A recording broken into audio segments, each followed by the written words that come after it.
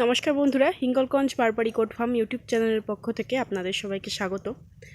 এখন 12টার কাছাকাছি, প্রায় 12টা এখনও বাজেনি। সকালে একবার খড় মাখিয়ে দেওয়ার পরে এবার সেকেন্ড টাইমে ঘাস দিয়েছি।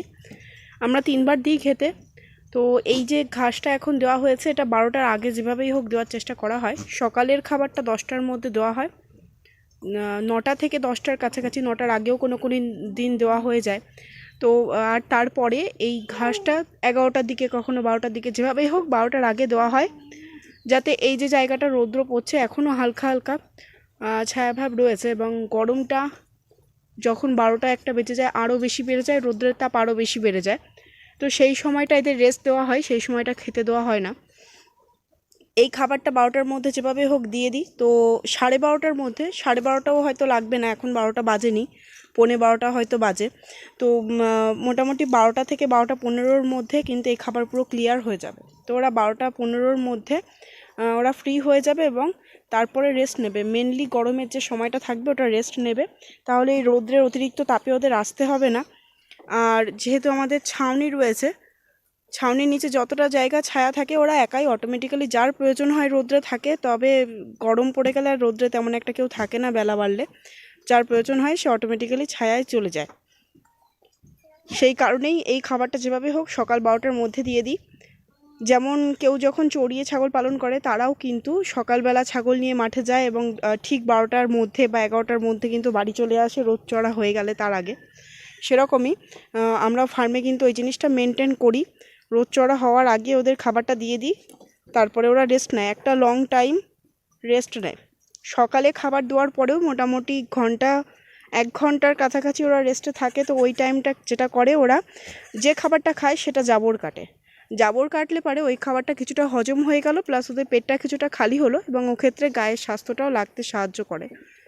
তো সকালেও যেমন বললাম 10টার মধ্যে দিয়ে দিই, আর এটা 12টার মধ্যে। তো 1 থেকে 1.5 ঘন্টার ডিস্টেন্স থাকে, এবং এই খাবারটার থেকে বিকেলের খাবারটার মধ্যে 2 ঘন্টা থেকে 2.5 ঘন্টা ডিস্টেন্স থাকে।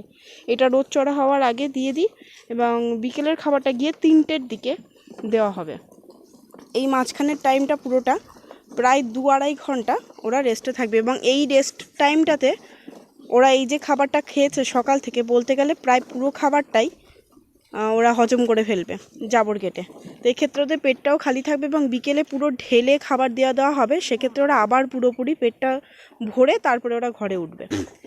এই দেখুন, এই ঘরে 5টা রয়েছে, এগুলো আগের লটের 5টা বাচ্চা, এবং এই লটেও এখনও পর্যন্ত 5টা বাচ্চা পেয়েছি।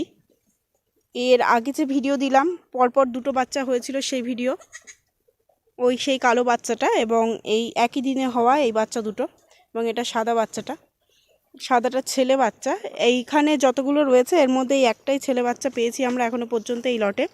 টোটাল 5টা বাচ্চার মধ্যে 4টে মেয়ে এবং একটা ছেলে পেয়েছি। প্রত্যেকটা মায়ের কাছ থেকে একটা করেই পেয়েছি। বেশিরভাগই আমাদের ফার্স্ট লোডের ছিল, এবং 2জন ছিল যারা আগেও বাচ্চা দিয়েছে, তবে স্বাস্থ্য খারাপ হওয়ার কারণেই হয়তো একটা বাচ্চা দিয়েছে, 2টো বাচ্চা দিতে পারেনি। হয়তো স্বাস্থ্য ভালো হলে হয়তো 2টো বাচ্চা অবশ্যই দিত, কারণ এর আগেও ওরা 2টো বাচ্চা দিয়েছে।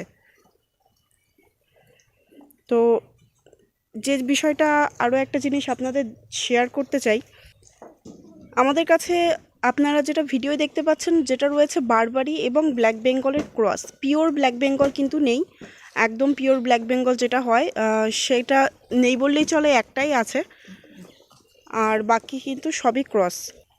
এখানে ওপাশের ওই ছোটো কালো বাচ্চাটা, ওটাই একমাত্র পিওর ব্ল্যাক বেঙ্গল রয়েছে বাড়িতে। তাছাড়া ওর মা ছিল পিওর ব্ল্যাক বেঙ্গল, ওর মাকে সেল করে দেওয়া হয়েছিল। যেহেতু আমরা ক্রসের উপরে কাজ করব বা কাজ করতে চাই, সে কারণে এবার মেয়ে যেগুলো রয়েছে প্রত্যেকটাই কিন্তু পুরোই ক্রস, ব্ল্যাক বেঙ্গলের ক্রস রয়েছে। এর মধ্যে বেশি কিছু রয়েছে ব্ল্যাক বেঙ্গল এবং বারবারির ক্রস, তবে বাচ্চা যেগুলো আমাদের রয়েছে তার মধ্যে বেশিরভাগ সবই, যেগুলো ওই ঘরের যে ছোট বাচ্চাগুলো, ওগুলো সবই বারবারির ক্রস হয়েছে ব্ল্যাক বেঙ্গল ক্রস মায়ের সাথে। এবং এই ঘরেও ওই যে ব্ল্যাক বেঙ্গলের পিওর ব্রিডটা রয়েছে ওটা বাদে বাকি কিন্তু সবই ক্রস। আর একটা রয়েছে পিওর, এই যে ছেলেটা রয়েছে এই সাদা বারবারি, এ কিন্তু পিওর বারবারি রয়েছে। তো আমরা ক্রসের উপরে কাজ করছি, ক্রসটা আমাদের কাছে মনে হচ্ছে বেশি প্রফিটেবল। তবে ক্রসের মধ্যে ব্যাপার রয়েছে বড় ব্রিডের ক্রস নাকি ছোট। তো বড় ব্রিডের ক্রস নিয়ে কাজ করছি না, কারণ সেক্ষেত্রেও কিন্তু ছাগলগুলোর প্রোডাকশান যেগুলো থাকে সেগুলো বড়ই হয়ে যায়, এবং বড় হয়ে গেলে তখন সেলিংয়ের একটা সমস্যার সম্মুখীন হতে হয়, যে বড় হয়ে গেছে সেল করতে পারবো না।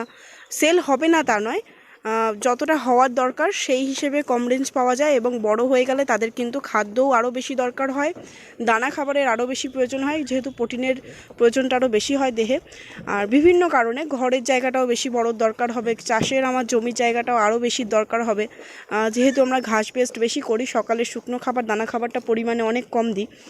তো বিভিন্ন কারণে কিন্তু বড় ব্রিডের ক্রসে যায়নি। তবে পিওর ব্ল্যাক বেঙ্গল করলেও কিন্তু কোনো সমস্যা নেই, করতে পারেন আপনারা চাইলে। সেক্ষেত্রে যেটা হয়, ব্ল্যাক বেঙ্গলের গ্রোথটা একটু কম থাকে, তো ওক্ষেত্রে স্টল ফিট করে প্রফিটটা একটু কম আসে, তাছাড়া আর কিছু নয়। কিন্তু আবার গড়ে দেখতে গেলে ব্ল্যাক বেঙ্গল কিন্তু বাচ্চাও প্রচুর দেয়, তিনটে কোনো মা চারটে, দুটো তো ইজিলি দেয়।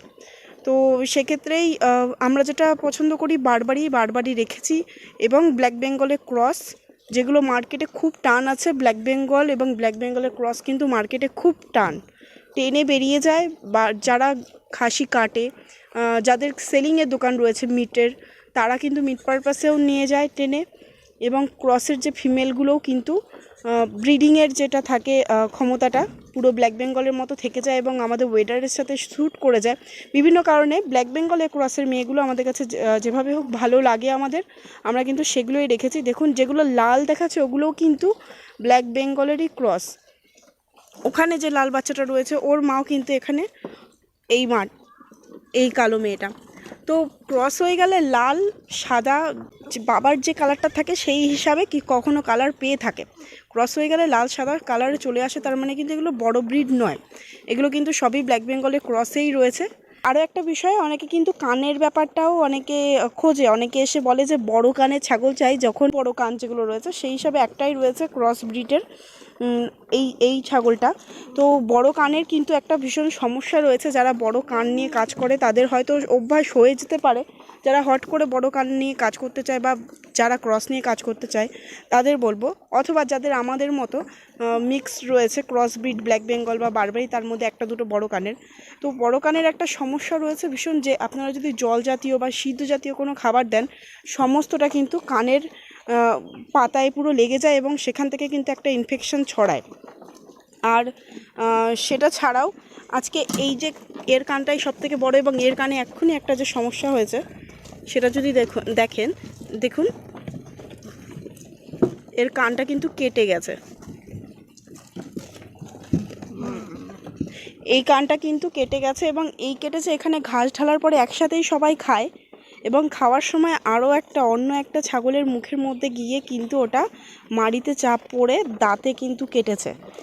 এমনিতেই কিন্তু এই সমস্ত জায়গায় সিদ্ধ খাবার দিলে এই বড় কানের ছাগলগুলোর সিদ্ধ খাবারের সময় এখান দিয়ে জমা হয়ে যায়, সেখান থেকে একটা ইনফেকশন ছড়ায়। আর তাছাড়া এই জিনিসটা আজকে প্রথম আমাদের বাড়ি হলো, তো শেয়ার করাটা আপনাদের সঙ্গে প্রয়োজনীয় মনে হলো। এই বড় কানের ছাগলের কিন্তু এই সমস্যাটা হয়, দেখুন কানটা কিভাবে কেটে গেছে। আর এই একটা সমস্যা, এবার এখানে ওষুধ দিতে হবে। তো আমরা টপিক্যাল স্প্রেটা দিয়েছিলাম, যদি উঠে গেছে, মলমটা এখন দিতে পারবো না, খাবারটা শেষ না হওয়া পর্যন্ত দিলে সেটা খাবারে লাগবে, সে কারণে টপিক্যাল স্প্রেটা দিয়েছিলাম। তো ওদের খাবারটা শেষ হয়ে গেলে তারপরে মলম বা স্প্রে আবার একটা কিছু দিয়ে দেবো। তো যারাই বড় কানের ছাগল নিয়ে কাজ করছেন একটু সাবধানে, সিদ্ধ খাবারটা যদি অ্যাভয়েড করতে পারেন ভালো, শুকনো দিতে পারেন, কারণ ওই সিদ্ধ খাবার জমাট বেঁধে ওদের কানে লেগে সেখান থেকে ইনফেকশন হয়। আমার বাড়িতে এর আগে হয়েছিল ওই ছাগলটারই, একমাত্র ওই একটাই আছে বড় কানের ছাগল, তো ইনফেকশন ওরই হয়েছিল, সেই ক্ষেত্রেই জানি। তাছাড়া আমাদের বাড়িতে আর কোনো বড় কানের এখনও পর্যন্ত আমরা পুষিনি, বা নেইও আর ফার্মে, আর হবেও না। তো ওই একটার থেকে এক্সপিরিয়েন্স বলছি, ওখানে চিট হয়ে খাবারগুলো জমে সেই খাবারটা উঠে ওখান থেকে একটা ইনফেকশন, যেটা ফোড়া বা ঘা টাইপের হয়েছিল, সেটাকে ঠিক করতে হয়েছে, কারণ ঠিক করাটাও দরকারি। আর তারপরে আবার আজকে এই একটা এক্সপিরিয়েন্স হলো, অন্য ছাগলের মুখে গিয়ে কামড় পড়ে কানটা বাজেভাবে কেটে গেছে, খুব বাজেভাবে কেটেছে, এতেও ওষুধ দেওয়াটা প্রয়োজন। তো এক্ষেত্রে ওষুধেরও একটা খরচা যাচ্ছে, এবং ছাগলটারও কষ্ট হচ্ছে। তো এই কারণেও কিন্তু বড় কানের একটা ঝামেলা রয়েছে। তো কেমন আছে আমাদের ফার্মটা সেটা আপনাদের জানালাম। আজকে ভিডিওটা এখানেই রাখছি। আপনাদের সঙ্গে আবার দেখা হবে পরবর্তী ভিডিওতে। সবাই খুব ভালো থাকবেন। টাটা।